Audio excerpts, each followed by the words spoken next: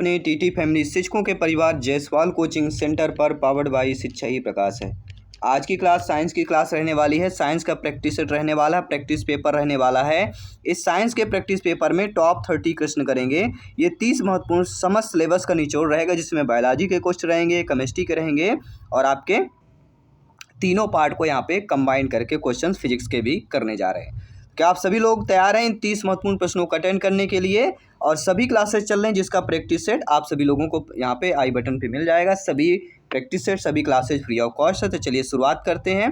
पहला प्रश्न आप लोगों की स्क्रीन पर है, सभी को कमेंट करना है। अपेक्षिकता के विशेष सिद्धांत के अनुसार किसी कण का द्रव्यमान जो होता है एक प्रेक्षक के संबंध में वेग में बढ़ोतरी के साथ बढ़ता है, वेग में बढ़ोतरी के साथ घटता है, वेग में कमी के साथ घटता है या अपने वेग से मुक्त रहता है। आपके अकॉर्डिंग क्या सही होना चाहिए कि अपेक्षिकता के विशेष सिद्धांत के अनुसार किसी कण का जो द्रव्यमान होता है वह एक प्रेक्षक के संबंध में वेग में बढ़ोतरी के साथ क्या करता है? बढ़ता है।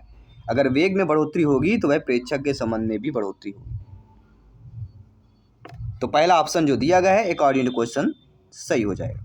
इसके बाद बढ़ते हैं साथियों दूसरे प्रश्न की तरफ। बॉल पेन जो होता है किस सिद्धांत पर कार्य करता है? श्यानता, बायल के नियम, गुरुत्वीय बल या पृष्ठीय तनाव? सभी बताइएगा मेरे प्यारे प्यारे भाइयों के प्यारी प्यारी बहनें जिनका सपना है वर्ग 3 एग्जाम को फतेह करना, टीटी एग्जाम को फतेह करना, सिलेक्शन पाना, शिक्षक बनना। बॉल पेन की अगर बात करता हूं तो ये किस सिद्धांत पर कार्य करता है? गुरुत्वीय बल पर कार्य करता है, क्योंकि ये स्याही एक छोटे से बाल गेंद के ऊपर धीरे धीरे छोड़ी जाती है।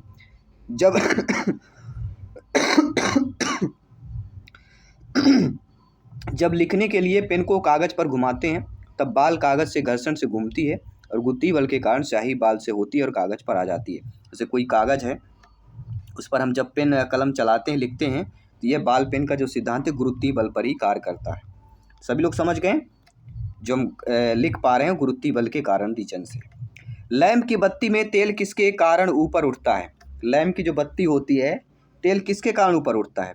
दाब अंतर, कोशिकीय घटना, तेल की कम श्यानता या ससंजक बल?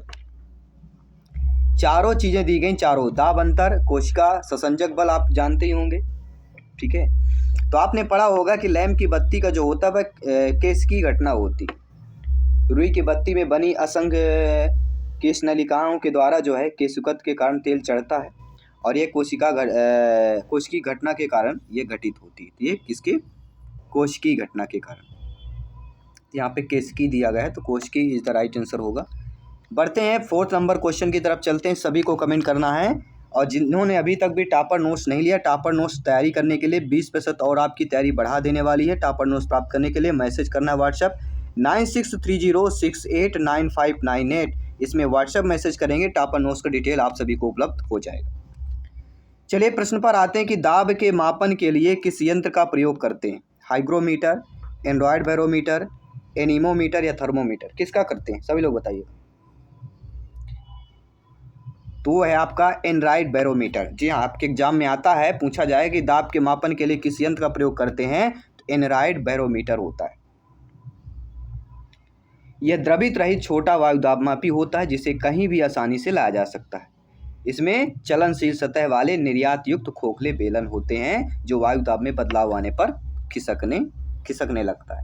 ठीक है, अगला प्रश्न है, ये भी अच्छा प्रश्न यहाँ पे दिया गया है कि 4 वोल्ट की बैटरी में 1 ओम तथा 3 ओम के प्रतिरोध श्रेणी क्रम में जुड़े हैं तो बैटरी से होकर प्रवाहित धारा होगी 1 एम्पियर, 3 एम्पियर, 4 एम्पियर होगी या 4.75 एम्पियर होगी।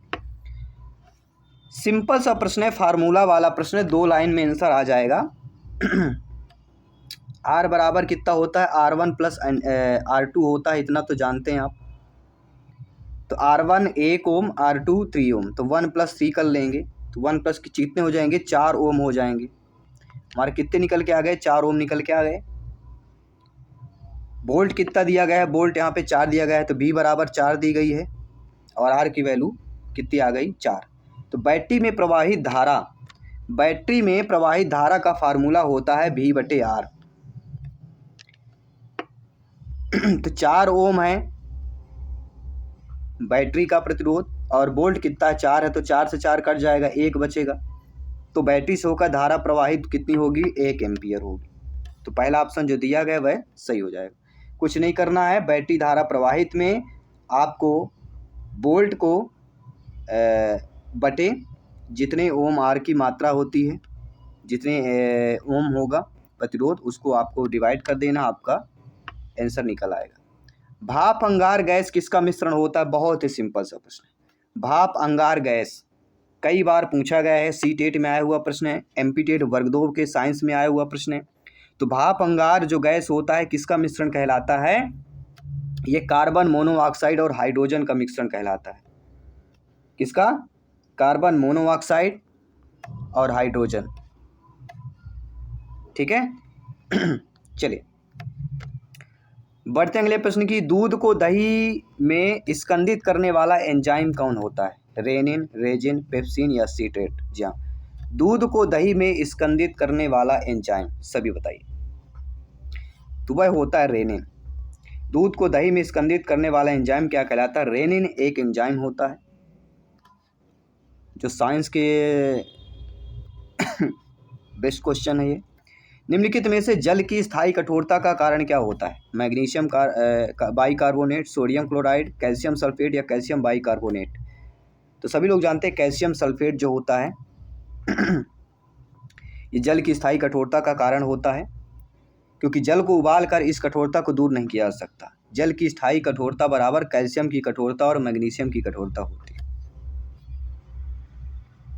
सभी लोग समझ पा रहे हैं ना? बिल्कुल समझते जाइए, प्रिपरेशन को मजबूत करते जाइए। बढ़ते अगले प्रश्न की तरफ कि कठोर जल से कैल्शियम और मैग्नीशियम निकालने की प्रक्रिया को क्या कहते हैं? कोई जब कठोर जल होता है, अगर उसमें कैल्शियम और मैग्नीशियम निकाल लिया जाए, उस प्रक्रिया को क्या बोला जाता है? उस प्रक्रिया को जल मृदुरीकरण बोलते हैं। जल मृदुकरण होता है। जिस जल में साबुन घुलने पर झाग देता है उसे मृदु जल कहते हैं, ये ध्यान रखिएगा। जिसमें साबुन नहीं घुलता है अथवा झाग नहीं देगा उसे कठोर जल कहते हैं। अक्सर देखते होंगे कई जगह साबुन नहीं घुलता है, तो वह कठोर जल होता है जिसके कारण साबुन नहीं घुलता है। अगर मृदु जल होगा तो साबुन घुल जाए। अगला प्रश्न है 800 मिलीमीटर दाब पर किसी गैस का आयतन 200 मिलीमीटर है, तो किस दाब पर इसका आयतन 400 मिलीमीटर हो जाएगा? अब देखिए यहाँ पे प्रश्न बहुत अच्छा दिया गया है कि कोई भी 800 मिलीमीटर दाब है, किसी गैस का आयतन 200 मिलीमीटर है, तो अगर आयतन दोगुना कर दिया जाए तो दाब पूछा जा रहा है। उस पर ताप स्थिर है तो उस पर दाब पूछा जा रहा है। जब 200 मिलीमीटर में 800 मिलीमीटर दाब पड़ता है तो 400 मिलीमीटर में कितना दाब पड़ेगा? तो P बराबर इसके फार्मूला होता है P समानुपाते 1/V होता है, यानी P बराबर क्या होगा? K/V। K की स्थिरांक ले लेते हैं तो P1 V1 बराबर क्या हो जाएगा? P2 V2। इसके लिए फार्मूला होता है P1 V1 बराबर P2 V2, क्योंकि दो है ना, दो दाब और दो आयतन है, तो एक दाब एक आयतन बराबर दूसरा दाब दूसरा आयतन किया जाता है। तो P2 यहाँ पे निकालना है क्योंकि दूसरा दाब निकालना है। P2 हमारा दूसरा दाब है, तो P2 बराबर क्या हो जाएगा हमारा? P1 V1 अपान V2। तो P1 V1 की वैल्यू रख दीजिए। P1 V1 मतलब 800 गुणे 200 P1 V1, और V2 आपका 400 दिया गया है, तो P2 की वैल्यू निकल आएगी। सभी लोग रखिए, सभी लोग मान। P2 की बात सेकंड दाब निकालना है ना, दूसरा दाब, तो P2 बराबर P1 800 V1 200 बटे V2 400 दिया गया है। बस 2 जीरो से 2 जीरो कट गया, 4 4 दूनी 8 200, 200 गुणे 2 करेंगे 400, तो 400 मिलीमीटर दूसरा दाब आ जाएगा। सेकंड ऑप्शन सही है। ये किसके? बायल के अनुसार। बायल का नियम आप जानते होंगे ना, ये बायल के नियम के अनुसार हमने सॉल्व किया है। बायल का नियम अनुसार होता है दाब बराबर दाब समानुपाते 1/V, जहाँ के हम एक स्थिरांक ले लेते हैं मान निकालने के लिए। अगला प्रश्न है एक तत्व का परमाणु क्रमांक 19 है और इसका इलेक्ट्रॉनिक विन्यास क्या होगा? सिंपल सी बात है, 2 8 8 18 ये इलेक्ट्रॉनिक विन्यास चलते हैं गिनने के लिए। तो 2 8 10 हो गया, 10 8 1 18 हो गया, और 1 ले लेंगे। तो 2 8 8 1 किस में दिया गया है? पहले ऑप्शन में दिया गया है, तो सही हो जाएगा। परमाणु क्रमांक किसका है? पोटेशियम का है, जिसे हम K से डिनोट करते हैं। तो इलेक्ट्रॉनिक विन्यास 2 8 8 1 हो जाएगा। अगला कठोर जल को मृदु जल में परिवर्तित करने के लिए प्रयोग होने वाला कैल्गन का सूत्र क्या होता है? कोई भी कठोर जल को हमें मृदु जल में परिवर्तित करना हो तो प्रयोग होने वाला एक कैल्गन का सूत्र होता है। उस कैल्गन सूत्र को कठोर जल को मृत जल में परिवर्तित करने के लिए एक सोडियम मेटासल्फेट होता है। सोडियम मेटासल्फेट का फार्मूला होता है Na2, लिख लीजिए सभी लोग, NO2 Na4 PO3/6, अर्थात Na6 P6O18। ये होता है कैल्गन का सूत्र। तो इनमें से डी ऑप्शन होगा, क्योंकि दिया नहीं गई कोई भी। तो ठीक है, सभी लोग समझ गए ना। कोई भी डाउट हो बिल्कुल डाउट नहीं रखना है। कूटक किस में नहीं पाया जाता है, तो ये आप सभी लोग जानते होंगे। कूटक कुक्कट में, बत्तख में, मोर में पाया जाता है, लेकिन शुतुरमुर्ग में कूटक नहीं पाया जाता है। कूटक क्या होता है? कूटक को हम डेड बोलते हैं। कूटक को क्या बोला जाता है इंग्लिश में? कूटक को डेड बोला जाता है, जो कि शुतुरमुर्ग में नहीं पाया जाता है, क्योंकि शुतुरमुर्ग एक बड़ा न उड़ने वाला पक्षी है। बड़ा होता है लेकिन उड़ता नहीं, इसलिए इसमें डेड कूटक नहीं होता है। बाकी बतख, मोर और कुक्कट ये उड़ लेते हैं। ठीक है ना। तो रीजन भी दोनों चीज़ें समझते चलना है, तैयारी को बेहतर करना है। नाभिकीय विकिरण का अत्यधिक दुष्प्रभाव सबसे पहले शरीर के किस अंग पर होता है? तो शरीर का सबसे अंग पहला आँख होता है। अगर नाभिकीय विकिरण पड़ेगा तो आँखों पर ही पड़ता है। किस पर दुष्प्रभाव होगा? आँखों पर पड़ेगा। तो ये तो बहुत ही नॉर्मल सा प्रश्न था, सभी लोग जानते हैं। इनमें से प्रतिस्कंदन नहीं होता है। तो आप ये जानते हैं प्रतिस्कंदन जोंक में होगा, मच्छर में होगा, खटमल में होगा, लेकिन बर्र में नहीं होता। बर्र यानी कि जोंक, मच्छर, खटमल में प्रतिस्कंदन पाया जाता है, लेकिन बर्र में नहीं पाया जाता, जिसे हम बर्रैया बोलते हैं। अगला प्रश्न, प्रिज्म से गुजारने पर प्रकाश का कौन सा रंग सबसे अधिक विचलन दर्शाता है? अगर कोई प्रिज्म है, प्रिज्म से अगर हम उस पर गुजारते हैं, ठीक है, तो उसमें से अधिक विचलन वाला जो रंग होता है, तो ये बहुत, देखिए प्रिज्म से एक प्रश्न बनता है और एग्जाम में देखिएगा आएगा ही आएगा।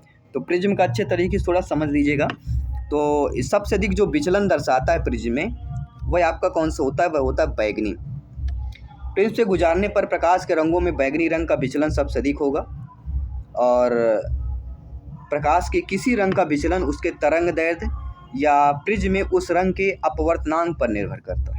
किस पर? अपवर्तनांक पर निर्भर करता है। तो बैगनी रंग याद रखिएगा।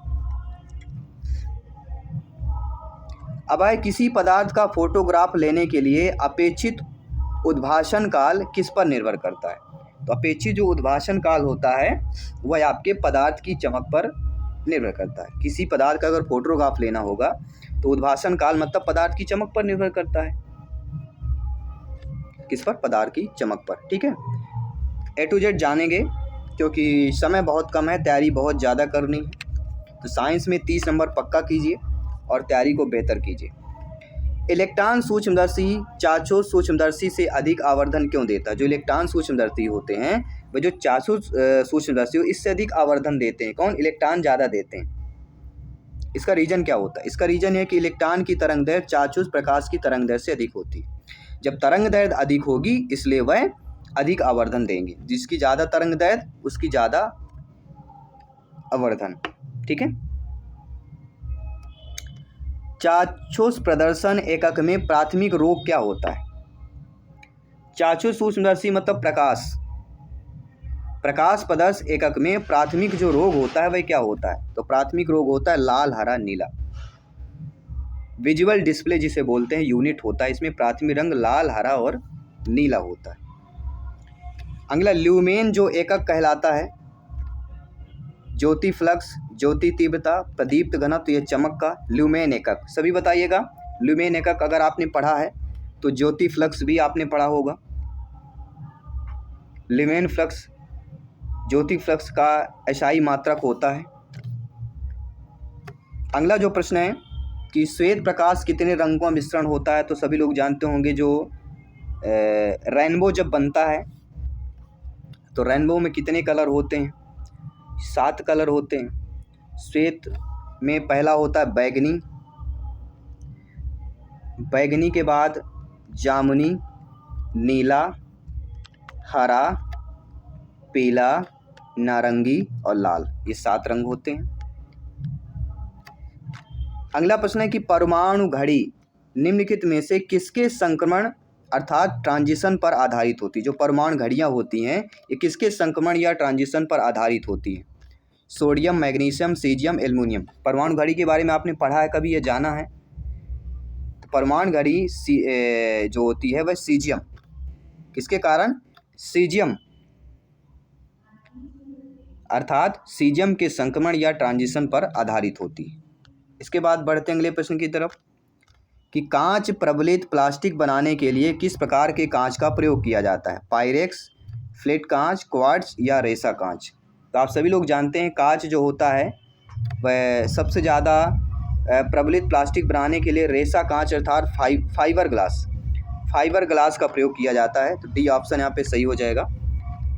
तांबा किसके द्वारा शुद्ध होता है? तो तांबा जो अशुद्ध होता है वह विद्युत अपघटन से आपका शुद्ध हो जाता है। शुद्धता की बात करेंगे, तांबा को हमें शुद्ध करना होगा तो विद्युत अपघटन होते हैं। तांबा मुक्त एवं संयुक्त दोनों अवस्था में पाया जाता है, लेकिन अगर इसको शोधन करना हो तो विद्युत अपघटन परिष्करण द्वारा शोधन इसको शुद्धता में किया जाता है। तरल अवस्था में पाई जाने वाली अधातु का नाम बताइए। जो तरल अवस्था में पाई जाती अधातु हो, धातु अधातु को दोनों को समझना बहुत ज़रूरी है, इनके बारे में प्रश्न आएगा ही आएगा।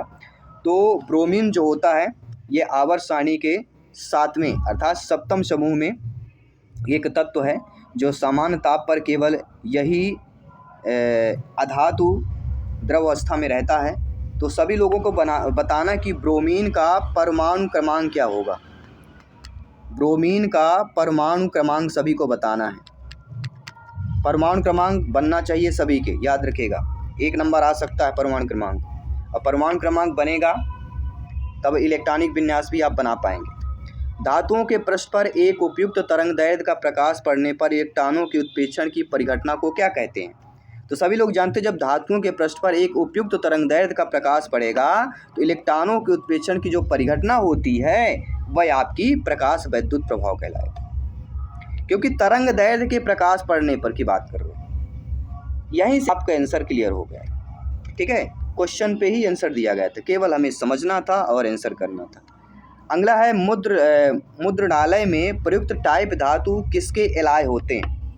तो सिंपल सी बात है, सीसा और एंटीमनी के एलाय हो जाएंगे, क्योंकि मुद्रणालय में प्रयुक्त टाइप धातु जो होती है वह सीसा और एंटीमनी और टिन के एलाय होते हैं। टिन भी होता है, अगर टिन भी ऑप्शन में आ गया तो टिन भी आपको शामिल कर लेना है। ठीक है जी हाँ, सीसा, एंटीमनी और टिन, ये 3 जो होते हैं आपके एलाय होते हैं। इनकी प्रसिद्धता मात्रा भी अगर मैं बता दूं, सीसा का जो प्रतिशत मात्रा होता है अगर आता है आपका 60 से लेके 86% तक रहेगा। एंटीमनी की बात करूं तो 11 से लेके 30% रहेगा। ठीक है, और टिन की बात करता हूं तो टिन जो रहेगा ये 3 से लेके 20% तक रहता है। तो ये गहराई से अगर इस बारे में भी पूछा जाए तो आपसे बनना चाहिए। तीव्र सीसा विषाक्तन को क्या कहते हैं? जब तीव्र सीसा विषाक्तन होता है तो उसको किस नाम से जाना जाता है? उसको दोस्तों प्लम्बिज्म के नाम से जानते हैं। प्लम्बिज बीमारी को प्लम्बिज कहते हैं। सीसा विषाक्त फलस्वरूप कोई एक बीमारी है, इस बीमारी को प्लम्बिज, कोलिका पिक्टोनाम, सर्जिन अथवा पेंटस कोकिल भी कहते हैं। ठीक है, तो बीमारियों से एक प्रश्न आएगा। अगला, निम्नलिखित में से किस धातु का गलनांक सबसे कम होता है? सबसे कम गलनांक होता है पारद का। पारद को हम क्या बोलते हैं? मरकरी, पारा। ठीक है, पारद लिखा, पारा भी हो सकता है, मरकरी बोलते हैं। इसका गलनांक सबसे कम होता है। इसका रीजन यह है कि ये बाहरी कोश के इलेक्ट्रॉनों की बंधन ऊर्जा अधिक होती है, और इसी का रीजन है कि इसके इलेक्ट्रॉन धातु बंधन में भाग नहीं होता है। और अगर किसी कमरे का तापमान